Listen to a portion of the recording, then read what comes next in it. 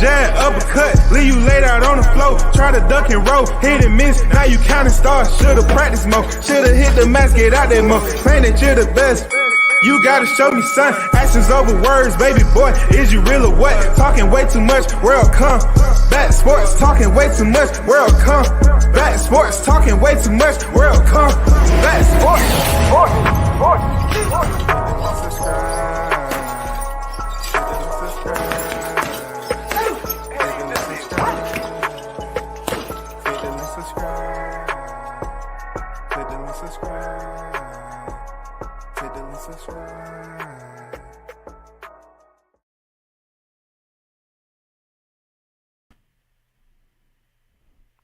WCS back on the boulevard once again, man. Big shout out to everyone that's in the building. My apologies for earlier.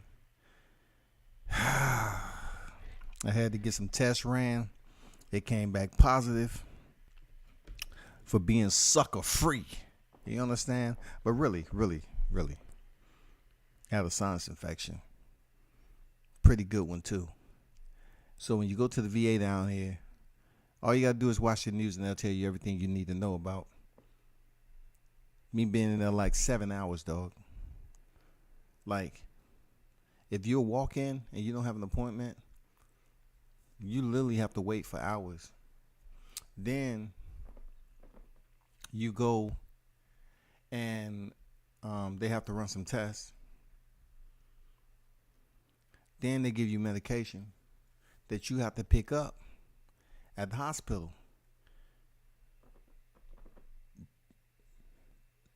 When you get over there to the hospital, you got to go to intake, which is separate from the pickup window. They got to process you, so it's a line at the intake.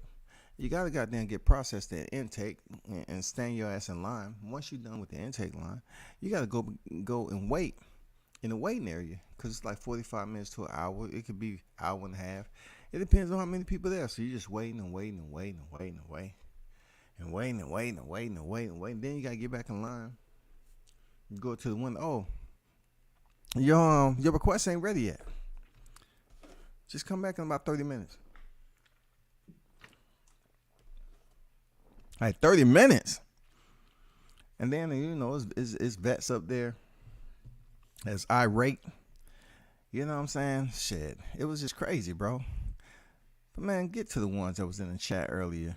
My apologies, real talk. I don't have no problem apologizing to those that was in the chat. Sir Senior was on deck earlier. Big Dog, what's cooking? Big Blunts and Boxing. Appreciate the heads up. I didn't have no phone service, man, until I start like walking to a different area to pick up my freaking medication, dog. You know what I'm saying? My antibiotics. My medication, antibiotics. Appreciate looking out, big dog. Appreciate you. T-Pitts on deck. What's good? Pop on deck. Dub 100 on deck, man.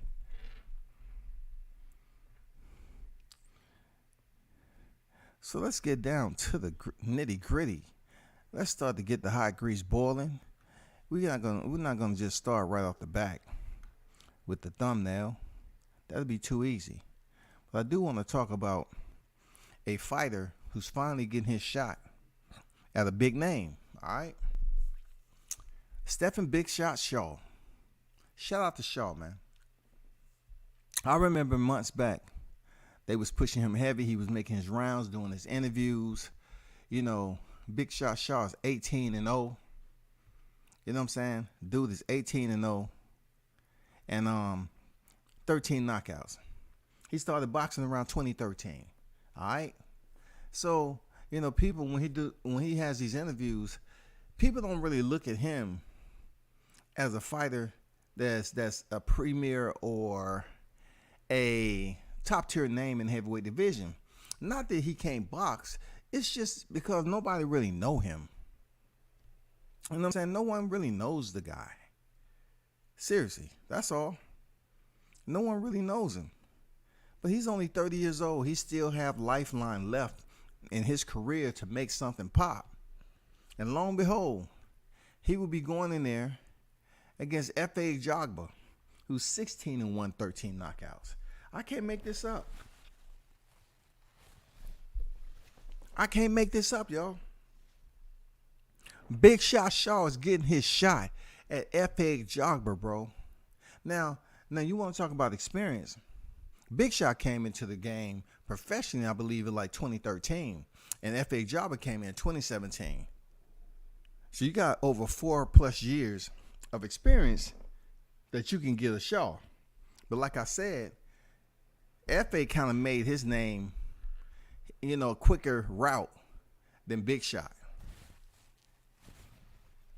But all that's over right now because they're fighting.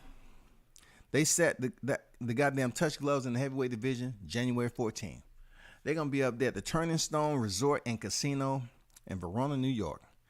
Man, that's going to be something to watch because I know it's a lot of people that's rooting for Big Shot. I'm rooting for him in that fight. Real talk. I'm going for Big Shot, dog. You know what I'm saying? Out of St. Louis, I'm going for Big Shot. His manager is none other than the infamous David McWater. So, 30 years old with Big Shot going in there, getting his toughest opponent to date against F.A. Jogber, who's only like 28 years old, 2 years younger than Big Shot. And this is good, man. Nigerian, you know what I'm saying? Nigerian going in there, trying to make a name for himself because this is an undefeated fighter. I'm going to tell you, F.A. is the toughest name that Big Shot had on his record. All right, point blank period. He stopped Joey DeWeco. DeWeco has 9 losses, so nobody's really considering that, as something spectacular. Then Bernardo Marquez stopped him in round 1, and then Rydell Booker, went the distance with him in 8. And then, of course, when it comes down to F.A., he KO'd Brian Howard, lost to Frank Sanchez in October 2021. And in August 2022, he earned a TKO win in the second frame against Joseph Darmos. And now he has Stephen Shaw. I'm going for Shaw in this one, man. He's a damn good boxer, man. He's a damn good boxer. If he can stay away from the power of F.A., and don't exchange and get into those brawls, he should do fairly well. Frank Sanchez kind of gave us a little bit of blueprint on how to go in there and beat, F.A. Jogber. So see how the Nigerian nightmare, if I want to call him, let's see how he goes there and handle himself against a technical heavyweight fighter is Stephen Shaw. Let's see what Stephen Shaw does against a power puncher like F.A. He's a flat-footed power puncher, though. He's a flat-footed. So Stephen Shaw can take advantage of that, no doubt. He has better boxing, keep the jab active. It seems like F.A. has to stop the set down on his punches. I don't know if he's been working on, jabbing on the move, staying active with that. I don't know if he's worked on that thus far, but we'll see. We'll see. Shout out to Shaw News and Sauce Experience, a.k.a. Showtime Shaw on deck, man. What's good, everybody? You know what I'm saying? Shout out to Team Tucker in the building. AU on deck. Shout out from Detroit. WCS Doggy Bone say he taking that cap season logo, Twitter shirt down. For real, dog. For real. And, let's move on from this. And I appreciate everyone that was that donated to the channel. Appreciate you donating to the Cash App. I want to give a highlight to those who felt some type of way about what I said about Charlo. It's warranted. It happens. It's critique along with criticism, and no, that criticism isn't constructive. It's a lot of people outside of myself that's feeling some type of way about this shit too. Yeah, they feel some type of way. They don't feel like it's genuine. They feel like it's premeditated, bro. It may not have no maliciousness to it, but it just feels like it's premeditated. like this was planned, like something ain't adding up. The money's funny. Something's going on. So if y'all get mad, most of y'all don't even support the Charlos, first of all. You get mad because of who's on that freaking thumbnail right there. That's what you're being mad about. And since you're mad about it, let's talk about it. Let's talk about Spence, right? Let's talk about Spence. So I still hear all these cats out here that choose to make videos talking about duck season and all that, right? And this shit sounds all adorable. You know what I'm saying? It sounds playful. It sounds freaking elementary, school grade type damn banter that people want to just have light conversations. Put some duck sauce on there. He's a duck. This, that, and the other. Listen.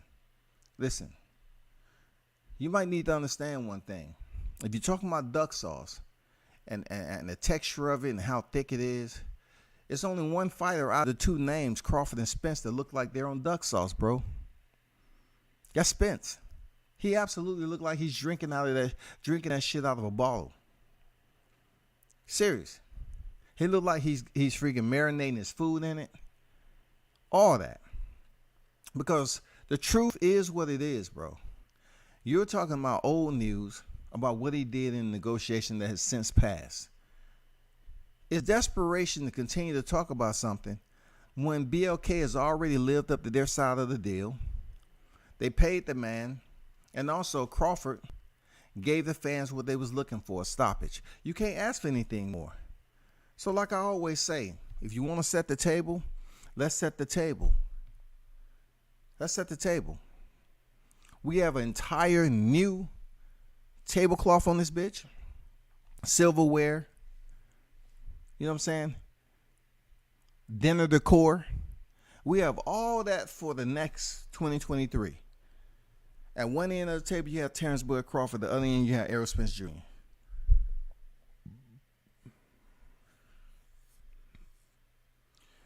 Why can't we just sit here and be logical about this shit? If Crawford doesn't have a promoter, then the amount of leeway that he has moving forward, there's boundaries. It's not only so much he can do. So being that we understand so much he can do, when are y'all going to start holding Errol Spence accountable when he's up here talking about, if I can't fight Jermell Charlo, he ain't gonna fight him? Why don't y'all hold a man accountable for something, bro? Hold him accountable for something. Hold him accountable for not being ready for the fight in November. Hold him accountable for not being ready for a fight in December. Hold him accountable for ducking Keith Thurman. Hold him accountable for being on record. I mean, I'm about being on record saying a lot of shit that y'all don't speak on. This man has called out Canelo. This man has sit up here and said, 80-20, 70-30. This man has continued to tell y'all that he wanted to take the easy route, and then people want to get down to semantics and say, oh, he wasn't really talking about the easy route as far as the easy opponents. He was talking about the easy route as far as the fights and what they was being made and they easy to make. Listen, it's still the easy route. Why everything has to be in order. If Terence Crawford's not a threat to you, right? It shouldn't matter if you was fighting him last in the easy route. You could have fought him in between. You know what I'm saying? You that good, right? You believe in yourself. Your people believe in you. Therefore, you could have stepped through the ropes, bro. You could have stepped your ass through the ropes and made it happen. This is Rob. What's good? On deck with it, man. You could have stepped through the ropes and made this shit happen. But ultimately, we have to see you at a fight of a young protege that's supposedly signed to you, and more people, from my understanding, like 50. You got Frank Martin, who you trying to push. It's good he has a membership at 24 Hour Fitness. You know what I'm saying? Look like he goes to the gym every day. You know what I'm saying? Look like he loves lifting weights. And you're trying to fast track this dude to a big fight. I don't blame you for that. Man, I ain't worried about it. But what we've been witnessing lately, once again, these Spencerholics is afraid to talk about. And that is the fact that Spence BMI right now is over the top. The fact that he looked like he may have pre-stages of diabetes, they're not even mentioning that shit. They're not mentioning any of that, y'all. They're not mentioning how overweight this dude looked in that uniform, in his attire. Nobody's even talking about that. How can that be the case? How can y'all not be talking about this shit, bro? Real talk. How can you not be talking about this? How can you not see that Errol Spence Jr. is fat? How can you not see that? Dude is fat. He's from 168 super middleweight to freaking heavyweight. Dude is fat, bro. So I'm trying to say this right here. Like, why would you get mad at me? Errol Spence is not taking his freaking boxing outside the ring serious. If he was, it wouldn't be no doubt that he could have made those fights this year. The fight in November and the fight in December. There's no doubt he could have made those fights. But then you look at seeing him in the outfit and you see the gut on him. He got that pouch on him. And that's real. That pouch is real, dog. Like I'm saying. You know how certain freaking animals, how they pack up for the summer. They stuffing all those, the squirrels be stuffing all those nuts in their nest. Bears go hibernate. You know what I'm saying? And some of these species just be getting fat for the summer because, they're going to spend a large portion of that sleeping. I don't know what's going on with him because he ain't sleeping. You know what I'm saying? He ain't doing none of that. He's up. He's walking. What's going on with his weight, though? If you cannot handle 147 no more in a disciplined manner, you need to move up to 154. I don't give a damn who you fight up there. You know what I'm saying? Go up there and do something else. Let the belts open up down here in 47 so we can kind of get some new, fresh faces that's fighting for championships. I'm not going to sit up here and do this every day. I'm not going to continue to create scenarios on what can happen in 2023 with Crawford Spence. Crawford has called both of these dudes out. Called them both out, y'all. He's called both of these dudes out. He called Fatty Chatty, because that's what he's been doing a lot of, Fatty Chatty. He's called Fatty Chatty out, and all he want to do is like, well, and if I can't fight Jermell Charlo, he ain't gonna fight Jermell Charlo. So it's not about you no more. It's not about the way that gut look. It's not about how healthy you look with your cheekbones. You're super middleweight to heavyweight right now, dude. You can make that easy. You know what I'm saying? You can make that way easy. You can challenge Dimitri Bivol right now off the Beterbiev. You can do all that shit. You're ready. You can challenge David Benavidez. You ready, dog. You got the weight on you. Nice little soft cushion. You know what I'm saying? Nice little soft cushion for the winner. Y'all got to stop acting like you don't see the undisciplined part of it.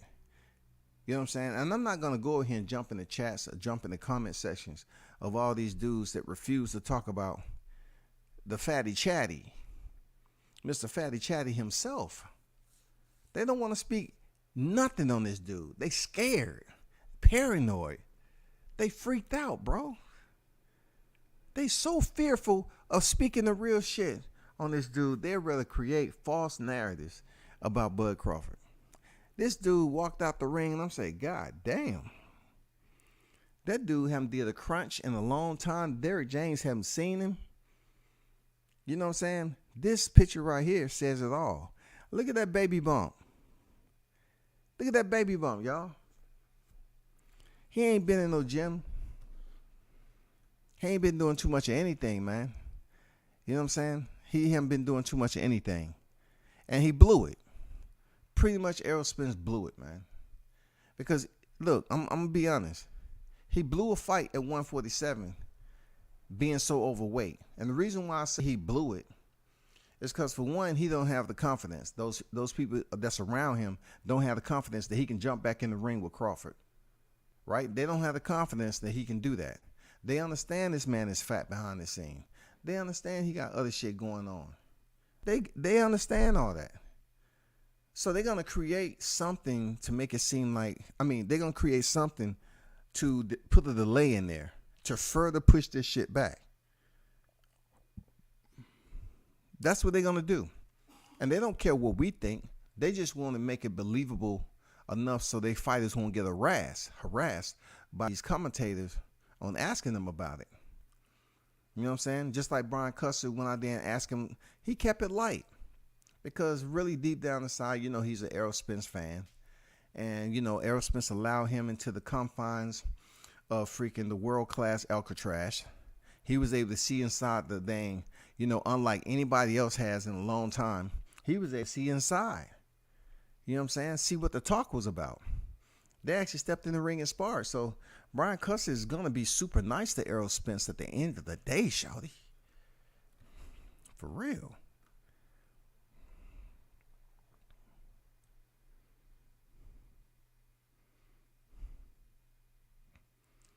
When Spence was on ESPN, he told Bud to get a belt. All this cleaning up my side of the street talk is duck action from Spence. He did say get a belt, man. And 2 up, 2 down on deck, man. Salute to you with that comment. You know what I'm saying? It's so much information to do live streams on what he said out of his own mouth. You know what I'm saying? All the way up to the $1 million bet that he has with Terence Crawford. He probably know that shit is going to just hit him unlike any other. He's going to have to renege on that bet. When Terence Crawford put him on the same stretcher that he put Avanesian, Crawford going to say, hey, you know what you said to Ryan Garcia when he made that bet? He said, man, don't play with me. Don't with my money, don't play with me. Well, I wonder you gonna wire that million over here we betted on. Just wire that million to me. That's all I want from you. Just wire that million to me. That's all you gotta do. Wire the million. Errol Spence not gonna damn hold true to that bet. Guarantee it, brother. He's got so much information out here that he's been on record, and he lied.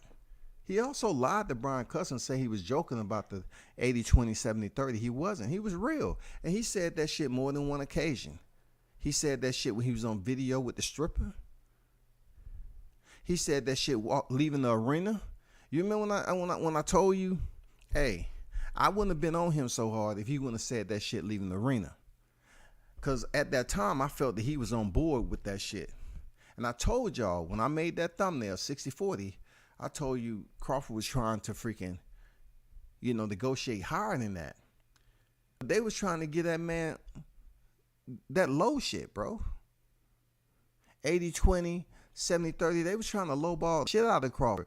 See, nobody's going to give me credit for being right because they busy listening and diluting themselves with everybody else. But I said that shit. I even made the thumbnail long before that 65-35 came out.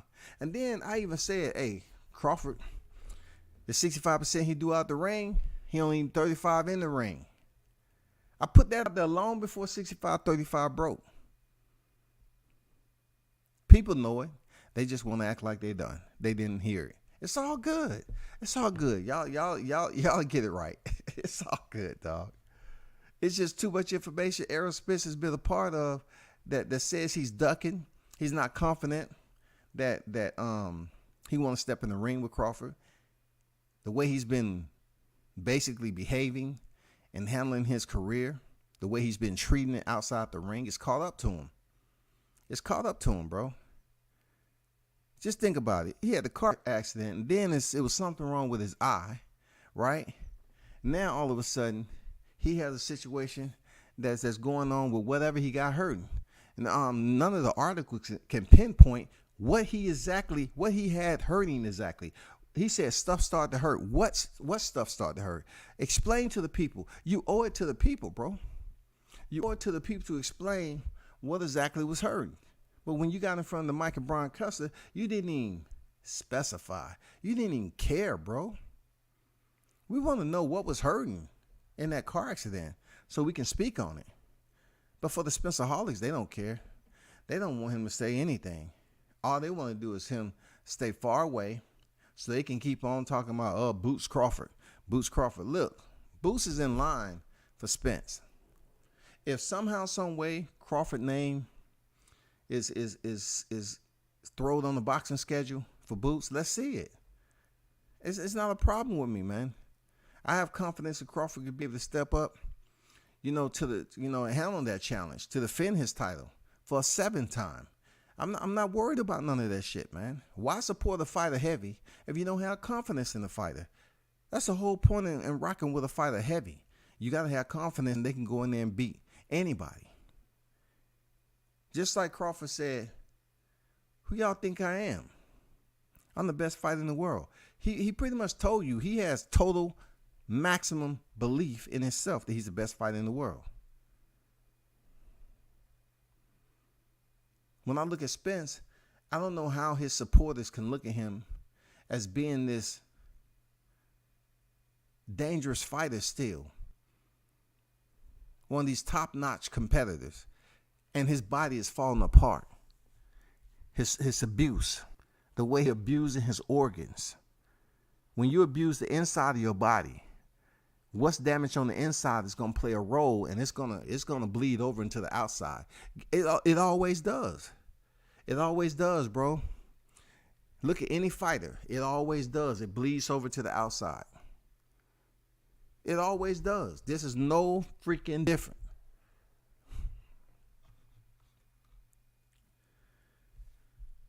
Don on deck. Salute Errol is setting a bad example for Frank Martin. Workmanship is a reflection of leadership. Talk that leadership talk. Hey, Don, talk those core values. Talk those core values. Talk that shit, Don. Talk those core values. Bruce Gas, Boxing Jazz, and more on deck, man. Salute, Scotty. What it do? What it do, OG? How you feeling, Bruce Gas in the building? Lost all the boxing LAB. What's good? On deck, man. Derrick James ain't seen that nigga since the Ugas fight. Hey, man. When you got down, hear those mythical folklores that lost all the boxing. The world-class boxing Alcatraz gym. I mean, the pictures are out there, but only a certain few has been allowed to breach the doors. And see, Derrick James thought he was slick. He thought he was going to invite the foreign media over there. He want to go global. And what did the foreign media end up doing? Recording him getting beat up by a sparring partner. See what I'm telling you about the brothers? The brothers. You see what I'm saying about the brothers? He thought keeping the brothers on the exterior, he would be safe with everything that was going on inside world-class Alcatraz. But then somebody got down with sneaking a recording. And then they leaked just enough to see Errol Spence's head bobbing up and down like he doing the WAP. For real. This dude's getting beat up by a Manny Pacquiao lookalike. And nobody talks about that shit. Nobody talks about the imminent danger that is presented if he ever signed he doesn't seem like he has any energy to sign that shit. Because they have to fight in April, May. They can't fight any earlier than that. Because like I said, right here, the arrow is pointing to the sack of lard. You know what I'm saying? That's no different than when you go into the freaking farmer's market and they got that lard up there for you to cook. You know what I'm saying? That's no different. You know what I'm saying? Seal lining. That's no different than seal lining. When you cut a seal open, and you goddamn cut a square of that fat off, I'm saying that's reminiscent of what we looking at in this picture. This dude is not in shape, bro. This dude is not in shape. Baby. He's not in shape, man. This dude is overweight. This dude, BF, body fat, and his BMI, body mass index, is too high, man. His cholesterol level look extremely above level. You know what I'm saying? he looks like he's been eating pretty damn good. And see, that fat right there, that ain't just from strawberries, people. That's some other nutritional, freaking facts that he's been chomping on. You know what I'm saying? I think he's been having a good old time just eating what he wanted during Thanksgiving. He ate what he wanted on Christmas. And then he's going to try to come out. Mark my word. Watch this. He's going to try to come out acting like he has a renewed focus. And we probably won't see him again. If no news come out, we probably won't see Errol Spence again, with his shirt off until he get his ass in shape. And then some pictures going to come out, being he is still not signed up for VOD. Some pictures going to come out of him working out. So his Errol sexuals can go out there and screenshot it and say, Errol looking at the best shape ever for Terence Crawford. The best shape ever. I told you all, but you didn't want to listen. I say the best that we ever going to see him was when he fought Ugas. Period. He wasn't signed up from VADA, and he was already on weight, a month and a half out. When I say on weight, he was close to the freaking limit. And people sitting up here talking about, oh man, he looked good on the mitts with Derrick James. Not really. Not really. You have to look at how many times they paused during that session. You have to look at everything. You just can't look at the aesthetics of a fighter. Ask any fitness person. Ask anybody. Look at Oscar De La Hoya. Did you see his picture recently? Is he ready to jump back in the ring? Huh? Did you see Oscar De La Hoya? Juice, Tropicana. Did you see his picture? Huh? Let me show you his picture. Let me show you his new picture. Okay? De La Hoya got some age on him, like I do. But recently, he's been releasing these pictures. All of a sudden, he's back in shape. Now don't quote me on none of this shit, but I'm not saying he getting ready for a fight. I hope his old ass don't come back for a fight, cause if I want to see Power Donuts freaking fighting, I go to Dunkin'. You know what I'm saying? But Oscar De La Hoya, you right here. This right here. This man is sporting a freaking, and this is even a good picture. He's showing that he has symmetry. You know what I'm saying? He's cut. He's showing definition in the abdominal region.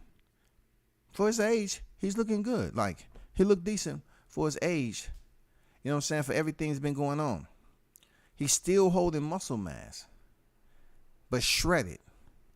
That to me is juicing. Because you really didn't see his face being shrunken down. Like when you lose weight, you lose that cheekbone. But if you are juicing, you can just transfer body fat to muscle, and your face won't look as damn depleted or sunken in or dried out. And that's what's going on with De La Hoya. But we can't give De La Hoya too much time. You know what I'm saying? We got to get back to Fatty Chatty. You know what I'm saying? We got to get back to Fatty Chatty. Let me get back to the chat, man.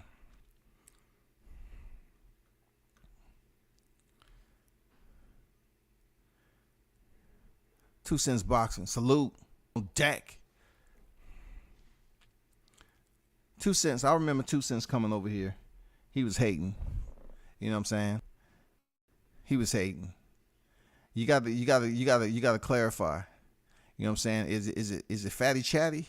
Is it your boy being overweight that you upset about? You know what I'm saying? Let us know. Shout out to Town Business, Sports, and Entertainment on deck, man. Shout out to the soldier, man. Town Business in the building. Solid one right there. I've been saying this for the longest, that both Al Haymon and Derrick James don't think he can beat Crawford, no matter how much they try to pretend. You ain't lying, man. You have said that, been on record as saying that several times. I know we was talking in New York and you mentioned that shit. You know what I'm saying? Hey, man, it's up to them to try to figure this shit out. We want the fight, But some of us is tired of talking about it, especially the Bud supporters. Hey, we don't have to worry about the Spencerholics because they ain't talking about shit. Every time they put Errol Spence in the front of a title, they got Bud Crawford attached to it. Errol Spence warns Terence Crawford. Errol Spence forces Terence Crawford to duck. Errol Spence rips Terence Crawford. Out of the God, they can't talk about Errol Spence without mentioning Terence Crawford, dog. Blunt said Derrick James on the last stand this morning. I don't too much agree with his comments on Bud. But again, he said he don't know if the fight gonna happen, which is not a yes, but certainly not a no. But when I heard James Blunt say I have no idea, that just did it for me. I just like Spence when he initially found out Derrick, they wanted Derrick to train him. He didn't like him. I don't like the dude. All these dudes kiss his ass, man. He don't even show he really don't show no camaraderie to black media. You know what I'm saying? He's up there vouching for Keith Idec. Oh, God, we love Keith Idec. We love him. Then Charlo was like, that's your boy, not mine. You know what I'm saying? He ain't showing black media no love. The first time I ever saw that nigga, man, I was just showing respect. I'm older than he is. I was just about to say what's up, and he up here tripping out. He had like I was Terence Crawford coming up there with a contract in my hand, say, sign this shit, man, so we can get it over with. Real talk, man. Buster.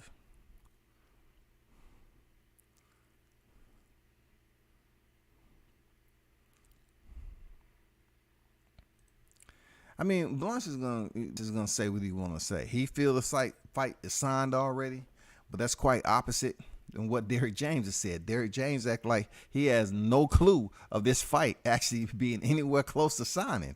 You know, and again, he's a trainer, and he's gonna stay silent. He's gonna maintain censorship because it's in the best interest of keeping the camp in good spirits. If he go out here and say too much, he has to answer to Errol Spence. He has to answer to the Charlos and everybody. You know, he has to answer to that little circle they got over there. He does. EJ been at the steakhouse again, eating fresh cut meat off the knife. So you saying he's been over there eating that Kobe beef? He's been over there where you go and have the food fixed in front of you, and they take that whole motherfucking bucket of butter and put that shit on there and let that shit pan out and throw the damn rice on that motherfucker. And you see that butter disappear. That shit ain't went nowhere. That shit is in the rice, man. And then they take a whole goddamn cubicle of butter and toss that motherfucker on there and throw that beef on there, throw the shrimp in there, chicken. I'm telling you, they going to them Kobe beef where they cook the food in front of you, bro. For real. And they getting that extra yum sauce on that motherfucker. They doing all that. NO on deck, man. What's happening, family? D Young on deck. Y'all didn't time out too, did you? If they don't come over here trolling, just let them. No, you didn't time them out, I don't think. Because we already know who 2 Cents is. 2 Cents is a Spencerholic. He's just coming over here on a different count. It can either be Money, ETB, freaking 78, Blue, BF, Fanon. You know what I'm saying? Drew, Willie the fucking Munchkin. It can be all them dudes, dog. Marlo TV, Boss Hall, Boxing Ego. It can be any of them. It can be any of them, dog. Knockout Boxing. That's probably who it really is.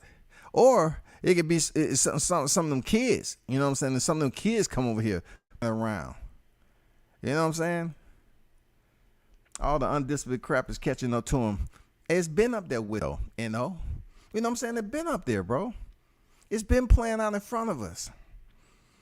You know what we seen this shit play out in front of us? When he fought Sean Porter. He admitted it. He said he made that fight harder than it should be. That shit has been planned out before he fought Sean Porter, y'all. Listen to me. A lot of people thought with the history that Errol Spence has. Like, think about this.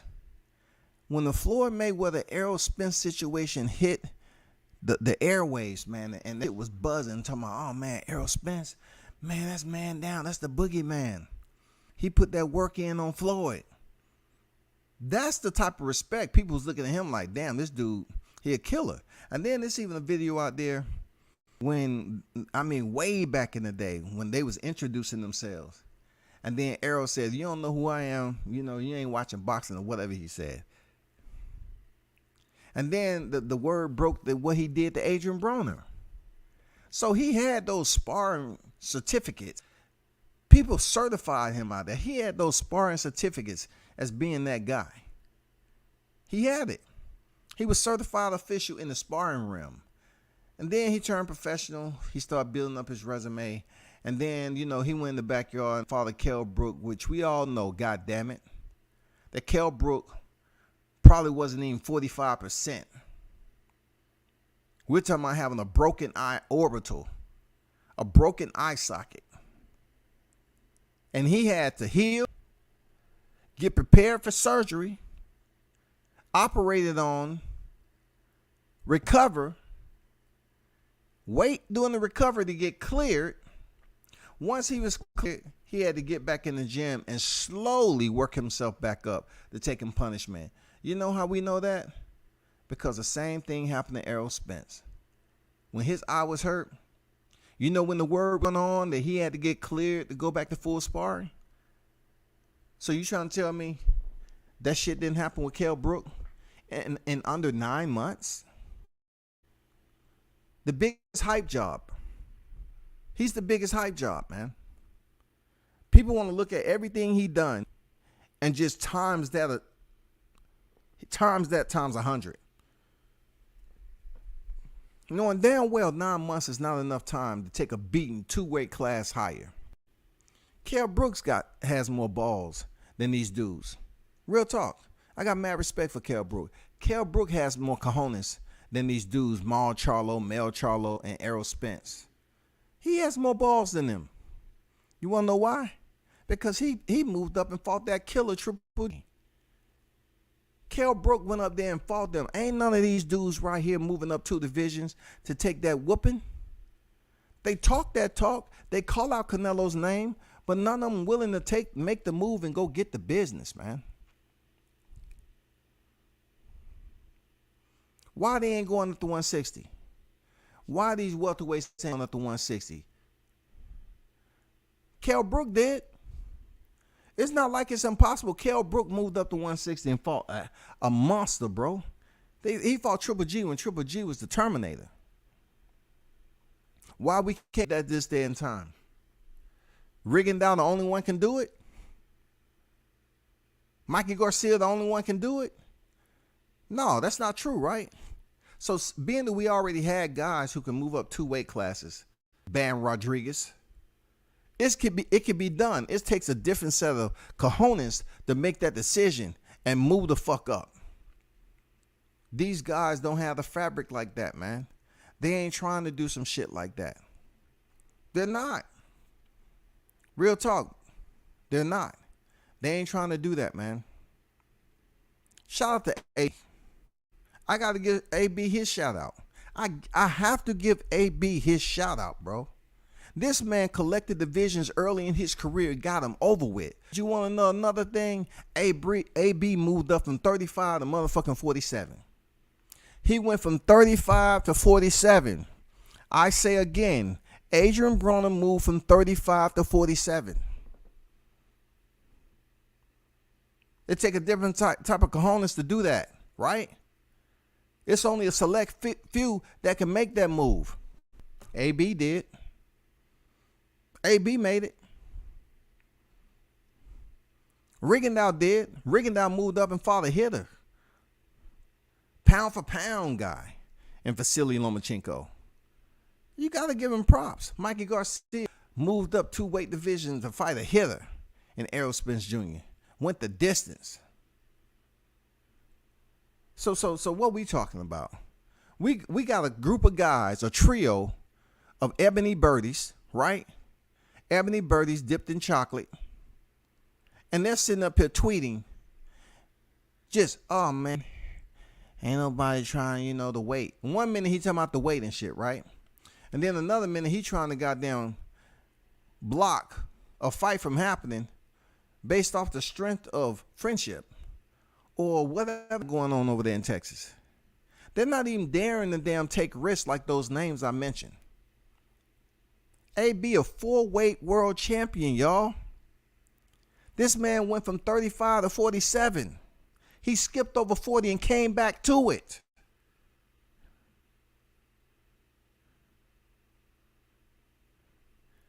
If I'm not correct, didn't Roberto Duran do that shit too? If I'm let me check on that. I think Roberto Duran did that shit too. Let me check this shit out. I know a little boxing, don't know a lot. I know a little bit. I just want to correct myself. God damn it. Let me see. See. Duran, I take that back. He did have a fight at junior welterweight. He did. But let me go further back. It was a time that I know, man, when I'm wrong, I'm right. And when I'm right, I could be wrong, but I'm still right. I could have sworn he did that shit, man. Let me go further back. 35. When did you skip to 40? 40. Let me see.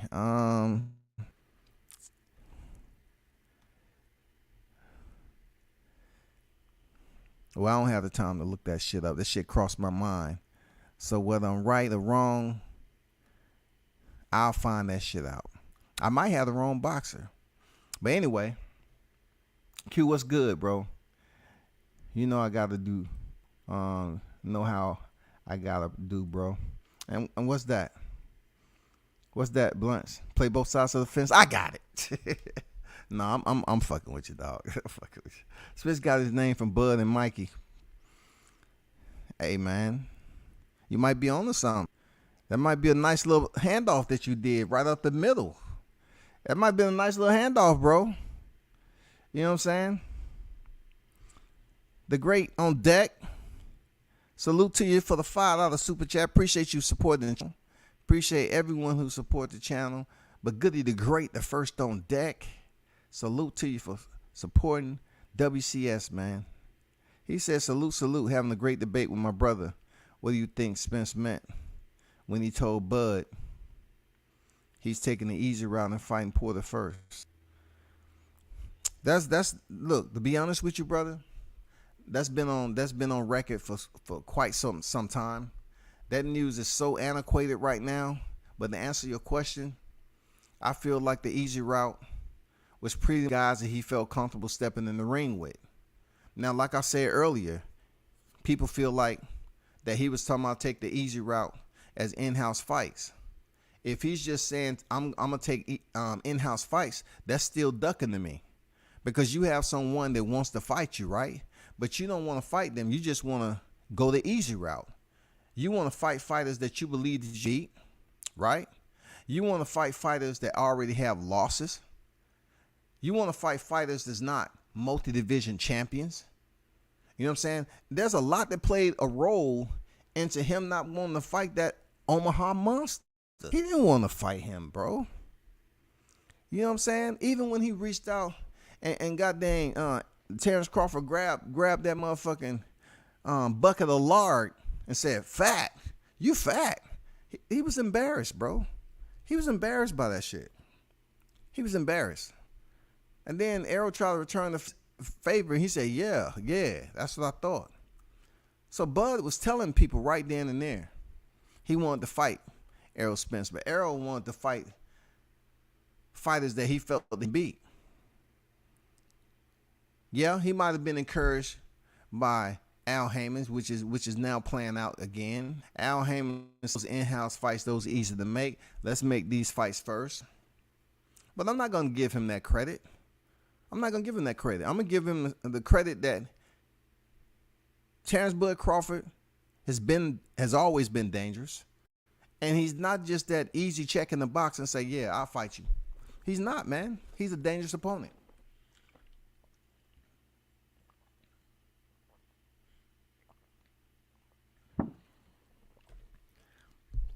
And it's showing right now.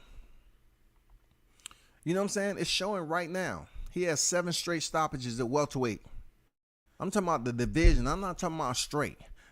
I'm talking about, from freaking 40 up to 47. I'm talking about he has 7 straight stoppages in this. I don't give a damn. They TKOs, KOs, 7 straight stoppages. He ain't seen the final bell. Appreciate that super chat. Goody the Great on deck, man. One love to you, brother.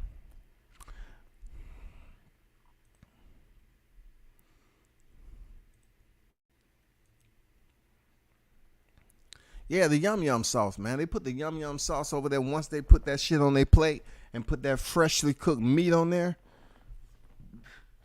man, they goddamn spread that yum sauce on top, mix it all in. Now, not to forget, they already got a whole motherfucking block, a shoebox of butter in that shit to make it taste real good, make that beef real soft. Let me not get into his freaking nutritionist. Hyphy on deck. What's good with it? Peace WCS, and please don't confuse Marlo TV with Marlo's Corner. Marlo's Corner is a good channel. I never said Marlo's Corner. I know Marlo's Corner. I said Marlo TV. Real Marlo TV, whatever his name is. The guy that's in a green vest, always damn pulled over behind freaking 7-Eleven. And think that's going to get him closer to Spence coming to his channel. No. They think that shit with Terence Crawford and shit was real. Parking behind 7-Eleven, Spence going to come to his channel. So he could be like, man, hey, everybody, I got a special guest. I got the biggest ducker of this era. He's coming to my channel finally. Errol Spence Jr. Hey, Spence, did you get that bag? I put it in your back seat. Yeah, that's that premium black label. Okay? Now, let's get down to it. Hey, let me just ask you, if I was to say, okay, do you think Crawford ducked? You know what I'm saying? Because we already think he ducked because he walked away from the negotiation. But do you think Crawford, that would be his first question to Spence, dog. Do you think a duck? Dude, come on, Marlo. You got to do better, bro. You got to do better with that shit, dog. You know what I'm saying? You got to do better. Hey, man, I ain't knocking you for your content creation. Do what you do, bro. But you a hating-ass Crawford, bro. You go to sleep thinking about Crawford. You wake up thinking the same thing that you went to sleep thinking about this nigga. You're stressed out about the wrong shit, bro. Brady says Spence, Porter, Thurman all moved down. Talking about why they was actively fighting that Brady. Adrian Broner went from 40 to from 35, skipped 40 to 47. Cojones, man. Cojones. Real talk. Real talk, bro. Who's doing? These guys act like they're paranoid. Mar Charlo, my back, my neck, my elbow. What's going on with this? This dude act like he don't even want to move up in the division. David Benavidez has called this man out. They had altercations in public. Man, they have crossed paths, all that shit. And he would not move up and face that. And finally, Caleb Plant and Benavidez is finally fighting. While in the meantime, over on Sesame Street, we have Oscar the Grouch sitting up here saying, well, you want to fight me, man? You want to fight me, man? Let's fight, man. Let's fight. For real, let's fight. I want to fight you, man. And Dimitri like, what weight? I mean, it's 68 for Undisputed. Oh, my God. Where are all the life coaches, man? Where are all the people who's supposed to be mentors to this guy? Why did you let him walk out by himself when he was out of his damn comfort zone? Why the fuck you did that? He never should have been allowed to be intoxicated and going around here talking and bumps into Bivol. He man, once again, he put black men on the back burner. For real. Like I just seen a video of Bivol, right? The crowd, the fans were swarming him. He wasn't even fighting. And they were saying, Bivol, Bivol, Bivol. People was freaking, Fight Hype, of course, was there getting an interview. Him was taking pictures, selfies. Man, they was treating that man like he was Ali and shit, bro. Like they was really goddamn supporting this nigga, happy he was in the building. They'd do Charlo like that? Fuck no. This dude, eat a Charlo. They made a fool of themselves, man. This dude want to talk about Undisputed at 68 when he don't have the belts, and he just want to say, hey man, just fight me. Canelo in front of you, nigga. Canelo is Undisputed at 68. He's in front of the line. He's way in front of the line, bro. He's so far in front of the line, man. Al Heyman will have to pay him double just to show you any attention. Al Heyman will have to lose money just to get Mar Charlo in the room with Canelo. No, Al. The price, the $100 million, the $45 million before, $5 million, whatever. That's just yesterday's price. I seen him talking Bivol, and he didn't acknowledge me being super middleweight undisputed. The price has changed. In order for me to step in with that guy, it's $70 million. All right, and then I want 60% back in. They want look, Canelo gonna make them pay for that idiot going up there, making damn PBC look stupid as hell, bro.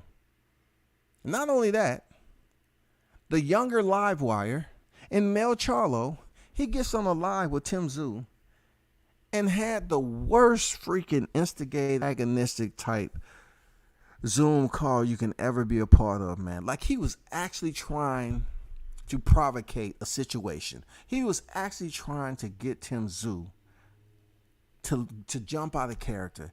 It was poor, dog. It was poor. Disrespectful. He don't have no respect for the fighters. He don't have no respect for the damn sport.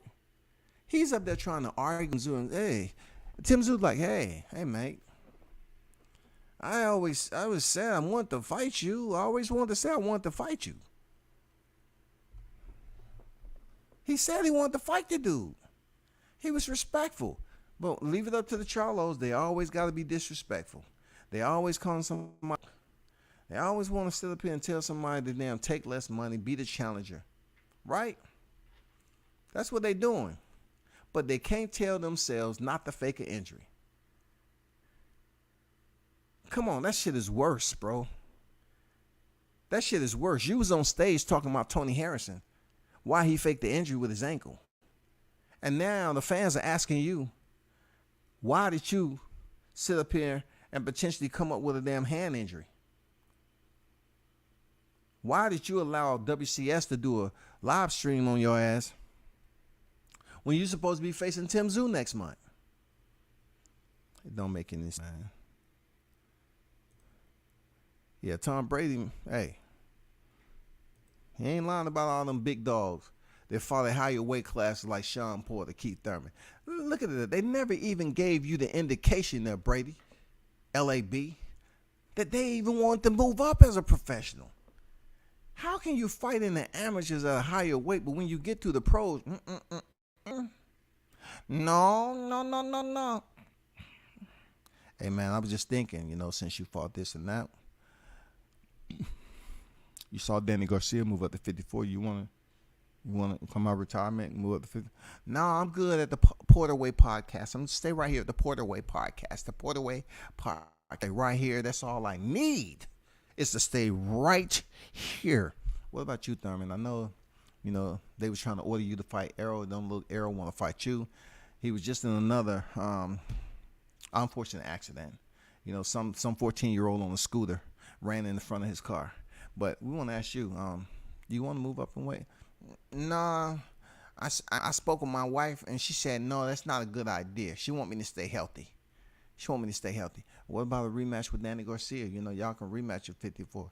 No, he don't have any belts. I'm just going for the belts. I'm going for the chips. I want 10 million. Man, these dudes ain't trying to do shit, dog. The outlaw pugilists on deck, man. What's good? WCS, salute to the chat. Salute to your pugilists in the building. During Spence time off, I would like to see him acquire more talent for his promotional outfit. There's many boxing talents out here. Now, Hyphy, you know, I have to kind of like find my range on this, right? I'm a little bit of soul right now, so allow me to frolic through my imagination. You are attempting to speak about Spence acquiring more talent for his promotional outfit. For the life of me, I don't understand how in the hell is that question relevant to a guy who can't even stay focused in his boxing career. You want him to come up here and continue to collect human beings to fight under his charge? And he's not even a solid representation of himself? I'm not understanding that, Hyphy. I can't get hyped for that shit, dog. Got Frank Martin, man. We need to see Frank Martin play out a little bit longer, bro. You need to allow Frank Martin to go ahead and beat somebody. If he's going to step in there with Keyshawn Davis, we need to see him go in there and get that smoke. We need to see him and Keyshawn lock up. We need to see something. But for him to bring on more talent, nah, man. I don't know. I don't know if he's ready, dog. I don't know. And then, but this is boxing. This is boxing. So I can't put extremely a large amount of interest into that. You know, doing what's right. You know why? Because it's boxing. It's fighters that sign their sales away. You know, we see what's going on with Frank Martin. Don't he have like an elbow situation going on with 50 goddamn get a portion of his percentage of what he make? I mean, come on, bro. Then the whole Demetrius Andrade thing going down with Rock Nation, and they still holding grudges against this dude. Then your Jokic gun boy have that same situation when he was on the shelf. Man, boxing have that shit pop off all the time, people. Fighters sign their life away, so to speak, and shit happens. For real. QT on deck. He said, the guy always in a green vest parked behind 7-Eleven. Because he wanted to blend in with the sign, he felt that the scuttlebutt that went out there when Terence Crawford and Blue met up, he felt motivated by that shit, right? He felt motivated. But all of a sudden, they're dissing Blue. Oh, man. I don't want to get these motherfuckers no shot, dog. Now, all of a sudden, he's dissing Blue Blood, dog. Look, I was the first. Look, I came out with this shit. I stood on my shit. Me and Showtime, right? We mentioned shit in Newark. We mentioned this shit in Newark, dog. But I mentioned this shit when the stuff broke out about how this cat truly was, period. But now, all of a sudden, his people are turning on him. After I sent out a formal request to 78 to fire certain individuals in the LDBC, and it went on deaf ears. No response. I tried to tell him. And then I told Blue, I said, Blue, you gotta get up out of there, bro. You gotta leave. They out to get you, bro. You're not going to grow. Attached to them dudes. Stay over there, bro. Let them stay over there. Let them. I'm telling them they're gonna do everything possible to sabotage this dude. They ain't cool with him no more. That goes for all them niggas. They ain't cool with him no more. But he gonna stay right there thinking he can prove something. Nah. Moving on. You must be from Nebraska. Y'all all slow. Well, he must be talking about somebody else out the chat. Everybody know I'm from the dirty. And you know what I'm saying? And look, if you got a problem with the Nebraska, to prove your point, all you have to do is go back to when BLK Prime put on their first boxing match, and the shit was a success. Match was a success, and Crawford earned 6-round stoppage. I think that's what you're truly mad at. You know what I'm saying? Because you're mad at because you wanted that to be Spence. You want that. I know deep down in your heart of hearts, you knew you wanted that to be Spence getting his ass knocked the fuck out like that. I got it. That's why you want that attention. You hoping that was Errol on the end of that damn right hand. I got it. It took me a little bit of time, just a little split second, but you was the one that was hoping Errol was on the end of that damn right hand. God damn it. 3, 4. Nope. Fight over. EMT, come on. This guy's out. Blunt, I'm gonna let you read what Blunt said. Bivol didn't know exactly who Jamal was. Look, as boxers, all right? I'm not saying, this is anybody and everybody. As boxers, you're in a sport. You see boxers contend. You see boxers on certain freaking pros and all this shit. As a boxer, some boxers watch boxing. No one's going to tell me convincingly that Bivol did not know who Jamal Charlo was. Now, in his defense, I have to keep it neutral. I have to give him a little bit of credit. I have to advocate for Bivol. To some people, like him per se, he may not pay enough attention to the Charlos to know which one is which. Seriously, he may not knew if that was Jamel or Jamal. In his defense, but like I said at first, these boxers watch. He know who those are. Probably just didn't know which one that was. He probably didn't know until he said, "Hey man, I'm Jamal Charlo. You know what I'm saying? Come get it. I'm the Hitman Charlo. Jamal Hitman Charlo. Hey, pour me another damn shot. Yeah, I'm the Hitman Charlo.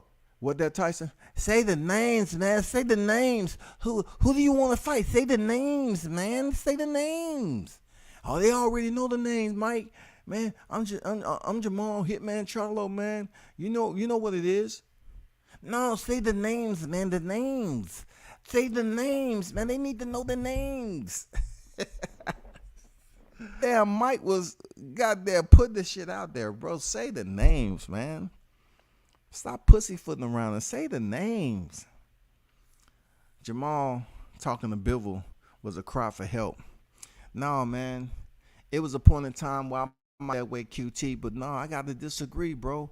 Look, bro, listen. Listen, bro. How can it be a cry for help and they keep doing the same thing? Like, listen. Look, I'm gonna take you back in time a little bit, bro. Real talk. You remember when Mar Charlo was on the stage and Mel Charlo was going off on Adrian Broner and Anthony Davis? That was because word he got out that he had potentially mentioned that they was on that powder.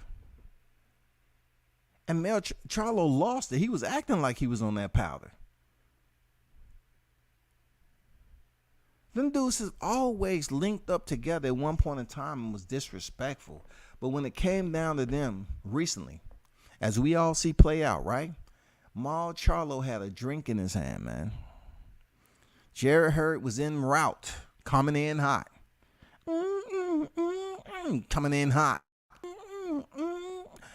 Look, Jarrett Hurd came in hot with neon green on. He already told you it was a green light session. He already let you know I'm about that tonight. He pulled up on Mar Charlo, and that wasn't really his target. He was looking for the other. You know what I'm saying? He was looking for the other one, the big mouth. So he was talking to Mar Charlo and saying, man, I want that little nigga back down, man. He's talking all that shit, always disrespectful. This is my family, and talk to all that shit. Want to talk about he hopes so-and-so die, and he'll kill people and shit. So he pushed past Mar Charlo, slapped the shit out of Mel Charlo. Andre Berto was holding back Mel Charlo. Mar Charlo at the time seeing this go down, he gently, lightly placed his drink on the ground. He didn't do one drop. Because that premium yak, them Charlos drink now, that's expensive when you getting that shit at the game. At the fight, rather. It's expensive. And then he gently placed his freaking shots on the ground and shit, made sure that shit was nice and cool, put a napkin over the top of it, so no dust and no germs or COVID can get in there. And he started to then turn towards the Jerry Hurd and act like he was all about, taking off on him. Nothing happened. Nothing happened. And then another case when David Benavidez and him crossed paths. And it was seen that Marcelo backed up and took the easy route and went around back, for which he came. He didn't want no smoke outside the ring with that. But David Benavidez is about to smoke. I'm just saying, there's just too much shit out there, bro. Bivol might not have known which Charlo was which. Male Mall. He might not knew who it was. Dead game boxing on deck, man. Salute to you. At WCS, salute to you, brother. Me and EJ the same weight. Yeah, man, EJ is up there in weight, man. He ready for the super middleweight, heavyweight division, anything in between, light heavyweight, all that shit. He can lead 10 with the cruiserweight division right here, or the Bridgerweight. You know what I'm saying? Don't be shocked he tried to challenge for Makabu freaking WBC world title. Don't be shocked now. Tyrese say, what up? Oh, SARS done showed up for duty. You was a meal earlier. I don't know what that mean, man. I don't know what you talking about. Crawford just didn't want to have to change his gloves, so he knocked the boy out. Hey, job done. Sometimes you just have to go ahead and shut the lights out. Give the fans the closer. Get the closer. Get the post-fight interview. And go to the after party. You know what I'm saying? Andrew Charles on deck, man. What's good with you, Andrew? WCS salute. Salute to you, brother. Appreciate you pulling up as always. Hood champion boxing on deck. Salute to you. What's good? What's good? But, man, this is where I look at what's going on, man. Boy's fat. Dude's fat. His people don't want to goddamn mention that shit. Or pay close attention to it, because it's almost like they have this infatuation with being close. Like, I'm waiting for them freaking pictures during the holidays.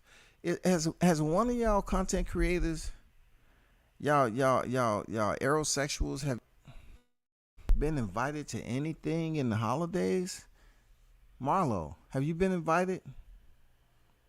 Any one of y'all knockout? Any one of y'all? Anyone of y'all BF? Can y'all present one picture during the holiday season where he invited y'all to dinner and fed y'all those goddamn strawberries, boy? Just give me one picture with y'all holding a strawberry, man. You know what I'm saying? Because I know all y'all on that strawberry time. Yeah, all y'all. Just give us one picture that Errol Spence invited y'all to the cookout holidays. Just one picture, because I saw Coach, right? Coach went all the way from Florida to Omaha. That's post-threat. He went there post-threat saga. Post-threat saga up to Omaha. And out of all the content creators on YouTube, he the only one I freaking a couple of pictures, several pictures with Terence Crawford. He the only one. He's the only one, dog. I'm just saying, he's the only one. Where was everybody else? Like, if you're going to talk shit about Bud Crawford, at least show up on and let him know, man, I talk that shit about you. I ain't afraid to pull up. I pulled up to Omaha, man, just to let you know I'm here. I got some questions, man. I didn't even see Blue with a pick. When you are sad and blue, when Crawford refused to take a picture of you. He refused to take a picture, dog. I just didn't see one frame. When you are sad and blue, Terence Bud Crawford never took a picture with you. You. He didn't take a picture with you. I see Coach Malachi all around at the after party, goddamn tilting goddamn champagne up and back and shit. Like, I didn't see no content creators, bro. Does Fatty really like y'all? Does Fatty Chatty really like y'all, man? Does he really pay attention? Or are y'all still really understanding that when he responded to that tweet from random black guy and he said facts, have y'all finally accepted that he was talking about y'all? Because I'm going to tell you once again, he was talking about y'all. He was talking about y'all, man. Get it through your heads. He was talking about the aerosexuals, man. It's just hard for y'all to fathom, man. You don't want to accept the reality. You don't want to accept it, bro. You don't want to accept the shit. I get it. I get it. It's been tough, man. It's been a 4th 2022. You seen him damn near get knocked out by Udenis Ugas. I know it's been tough, man. You say, nah, he ain't the way he used to be, man. He ain't the goods. I know you were saying that amongst each other in the private. He ain't the goods, dog.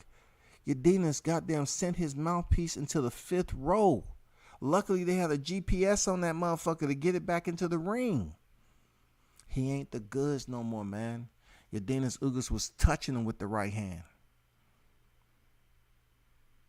Touching him. Then all of a sudden, Udenis Ugas became Winky Wright. He became Lamont Peterson. He put his hands up in the high guard and stopped fighting. Why? Somebody screamed ringside. Ugas! Ugas recognized that voice, boy. He stopped fighting immediately. It's almost like he recognized that voice. He stopped fighting immediately. And he commenced to going through the same. Look, do y'all understand this? Let me break down some logic to y'all, right? Come on, man. We both on the same level boxing wise, right? Come on. Let's explore this logic together. Danny Garcia and Udenis Ugas, right? They both look beat up. Come on. They both look beat up. But Mikey Garcia and Sean Porter didn't. Mikey Garcia and Sean Porter didn't look beat up. Mikey Garcia was in there to win. Sean Porter was in there to win. In my opinion, Sean Porter was in there. But Udenis Ugas and Danny Garcia was on orders. He was on orders, man. Both of them guys was on orders. They went in there, and we all know Danny Garcia didn't fight the way he did Jose Benavidez at 54. You know why he was crying at the conference? Because he know he threw that fight. He was just feeling some type of way, man. He had a whole freaking breakdown in there. I had to goddamn get my ass beat because they paid me a little bit more money. He had a whole breakdown in there. That's why he was feeling the way he was. Real talk. This is serious business. Danny Garcia know he didn't come to fight. He know he was following orders. And he wasn't there to take those belts from Errol. He was there to be a tune-up. That's all that was. He was there to be a tune-up for Errol to step in there with Udenis Ugas. That's it. For Errol to step in there with Pacquiao, Ugas, whoever. He wasn't there to win no belts. And when Udenis Ugas finally, got the call, he too got the orders because he stopped boxing. So if you put all that together, it brings you to a freaking, through deductive reasoning, it brings you to a reasonable conclusion. All the evidence line up based off what you see and everything else. Man, both of those guys didn't go in there to win. Garcia and Sean Porter, yeah. They didn't look like freaking Danny Garcia and Udenis Ugas. Come on, man. Come on, bro. Mikey Garcia stepped in there with an Errol Spence before the accident, and his hair was still in place by the time he reached the final bell. That's facts. That's facts, bro. That's super facts. And then Sean Porter, right? Sean Porter didn't look like Danny Garcia or Eudenis Ugas. He absolutely did not. He didn't look like Sean Porter. I mean, he didn't look like Danny Garcia or Eudenis Ugas. Sean Porter looked fine. He could have went to the to eat. People say, "Oh man, your eyes are a little bruised, a little bit." Oh yeah, I'm a professional fighter. I just got a fight. Went 12 rounds. Got dropped in 11 by left hook, but I'll live to fight another day.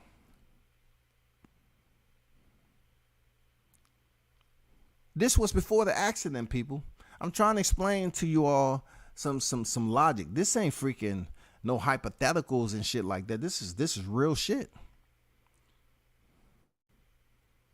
You trying to tell me after a freaking horrific accident like that, he came back super strong? He was invincible? No.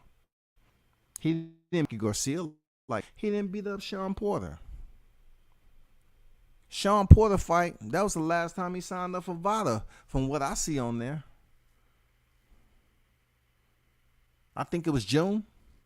I think that's the last time he signed up for VADA. I'm just saying. Man, people, look it up for yourself. I ain't out here just lying on the man. Look it up for yourself.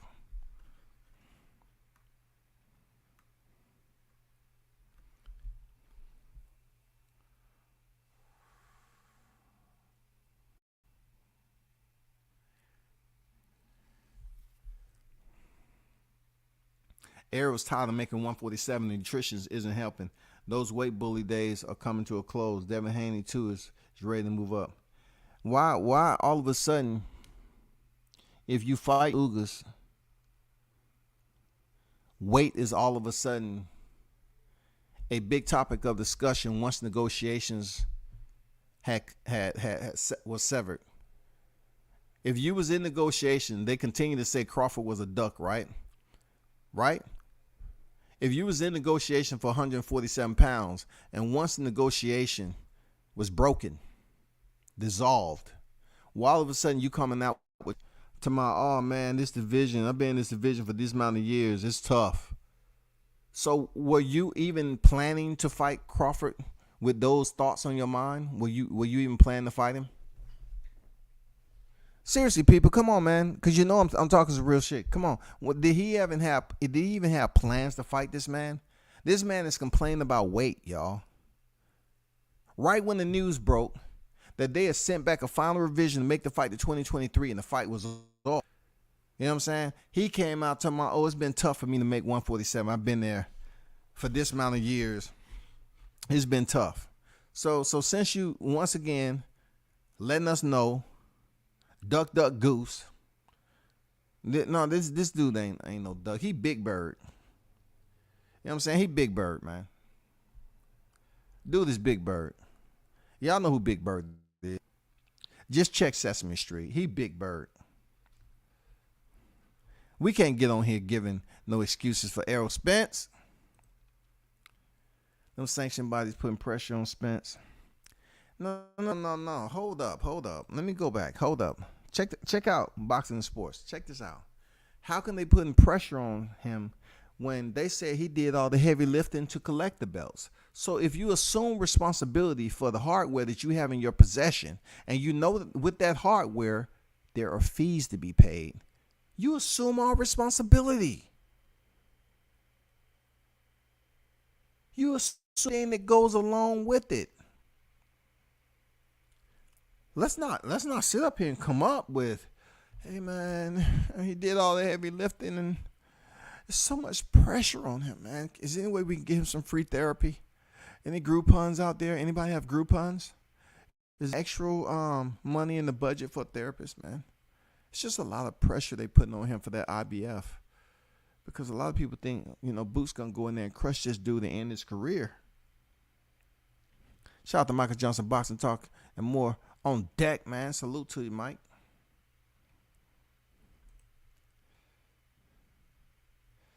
Yeah, Mikey tried to win.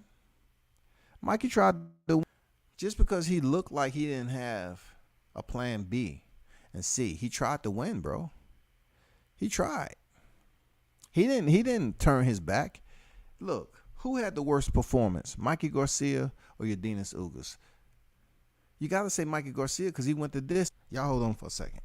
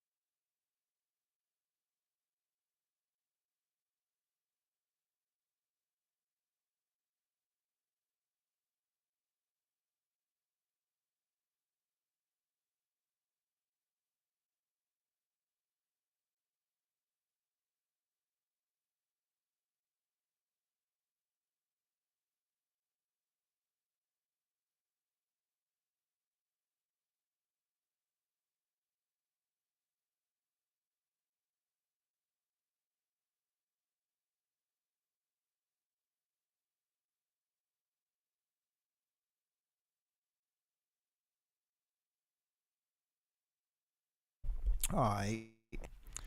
This is Rob. What round was at WCS when you yell Ugas? Bro, I was taking you through a scenario, man. I was just taking you through a scenario. High consciousness on deck, man. What's good? He said Michelle Rivera was giving orders for the Frank Martin fight. I don't think so at all. I don't think so at all. I can't put Michelle Rivera's skill set, his entire repertoire, on display to say that he lowered himself. He lowered his standard to appease Frank Martin, who was signed to damn Errol Spence. You know what I'm saying? I can't say that he was that good of a fighter that lowered his standards. He got outboxed. He looked bad in there. I can't put him in the same conversation as I'm putting these other guys in there. I can't do it. I can't do it. Like Mikey Garcia was outboxed. He came in there to box, but he was outboxed. Whatever he thought he saw, it might have been cataracts. It might have been some dust in his eye. It might have been some freaking golden spray, some of that spritz, a mousse that they put in their hair. That shit might have goddamn flaked off into his eye. But what he saw was punches touching him in the face. And, you know, so he had to go to high guard majority of the fight and survive. But when it came to freaking Michelle Rivera, man, his skill set was just embryonic at the end of the day. It has so much growth remaining to it. Oh, my God. Dude looked terrible. Man, Frank Martin was doing it over and over again to this dude. And he didn't have an answer. And then I know a lot of people was blaming his corner. Yeah, some people in his corner, it may need to be some revisions made, some changes. Because Rivera has been on record as saying he never want losing to feel comfortable. Or he never want to feel comfortable losing. That's some real shit. That's some real shit right there. Say, Michelle Rivera has passed out days before he fought Frank. Had passed out days before he fought Frank. I mean, I didn't hear that, but if that's indeed the case, it just goes along with the sacrifice of combat sports. You have to understand one thing. If you don't fight, you don't get paid. So some of these fighters will take a fight and they need a paycheck. So they may not be healthy. I've known fighters that get knocked out, man, and still fight. Perfect example. All right, perfect example. I'm about to give you a perfect example on how combat sports, when the commission can do what the hell they want. When Charles Bennett, when they call him Crazy Horse, and he was on the fight card, this is MMA. He was on the fight. He had beef with the Brazilians, and after he had won his fight, he was back there, and Wanderlei Silva team member kept on fucking with Bennett to the point where Bennett got up after he had fought. This is one of these freak of nature hood dudes. He was straight up one of the most hood cats you will ever see, blessed with the God-gifted ability to fight. Right? They got into it. Wanderlei's teammate ended up putting freaking Charles Bennett in the front choke after Charles was beating that ass and BJJ is their thing.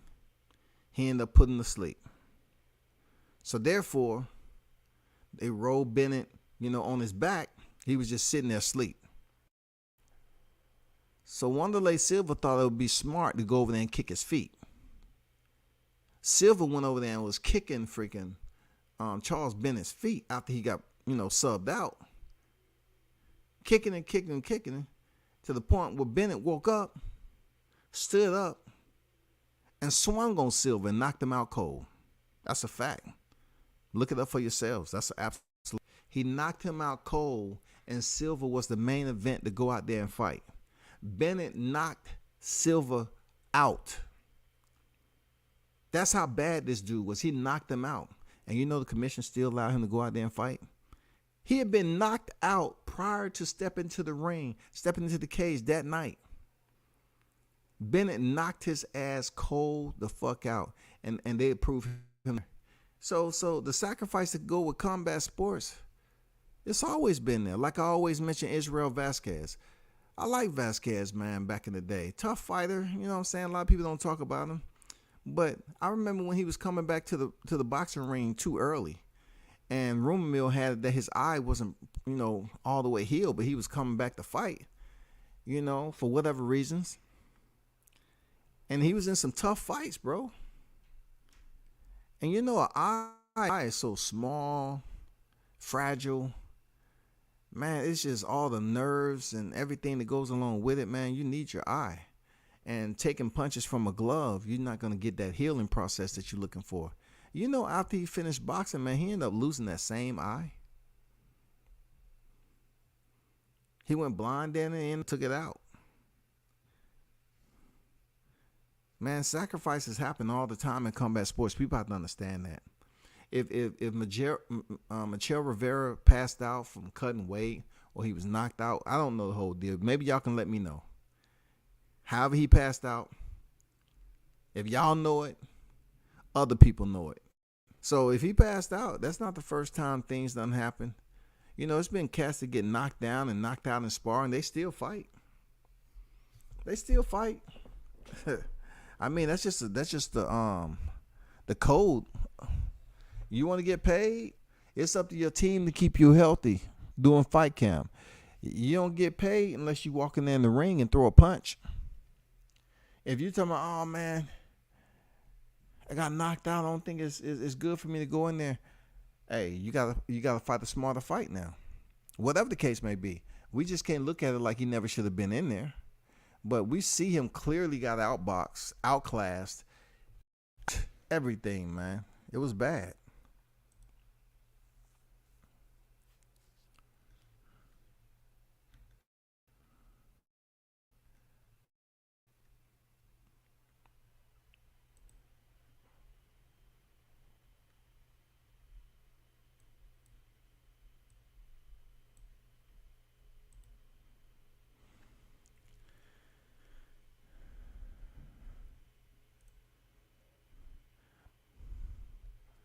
Superman on deck. What's good? Bud and EJ taking turn mail. The shit is sad. Jamel broke his damn hand from holding EJ's nuts.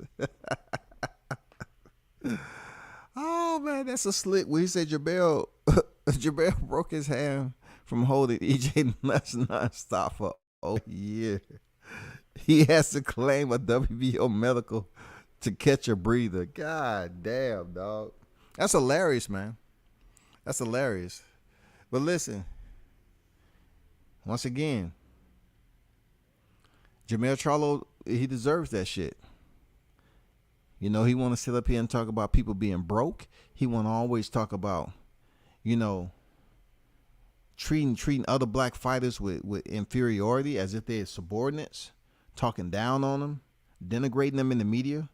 Man, I don't have no freaking He get what he get, bro. He get what he get. I ain't worried about any of that. He get what he get. I would think his weight problem, but I can't say for sure. I posted a pic of him in the hospital. So you trying to tell me he was in the hospital? So that brings us to question how seriously of what that was, because if he goes to the hospital, they're going to provide him with the IV. You know what I'm saying? They're going to provide him with an IV. And also, that's serious. They have to be made aware of that. If a fighter's in the hospital, be made aware of it. Then the fighters, you know, when they get close to the fight, they have to pass medicals. The medicals isn't anything serious, but I'm pretty sure if they was aware that he was in the hospital for whatever reason, they zoomed in their attention, because they don't want to be the ones on their watch for this dude to go in there and get knocked out and end up dying in the ring. They don't want to. If it was a picture out there of him in the hospital before he fought, and it was serious, and he would have got knocked out cold and freaking lost consciousness, it would have been bad. Real bad, y'all. Real bad. Real bad. I'm not going to lie to you. It would have been real bad.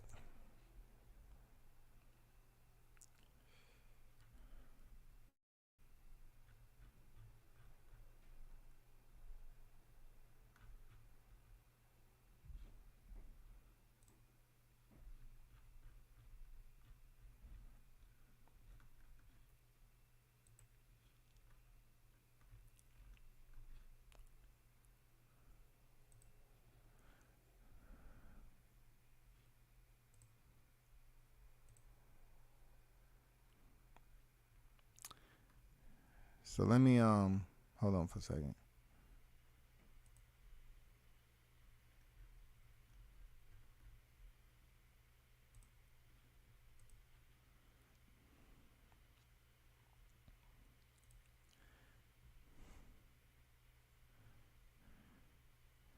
Let me handle some business, y'all.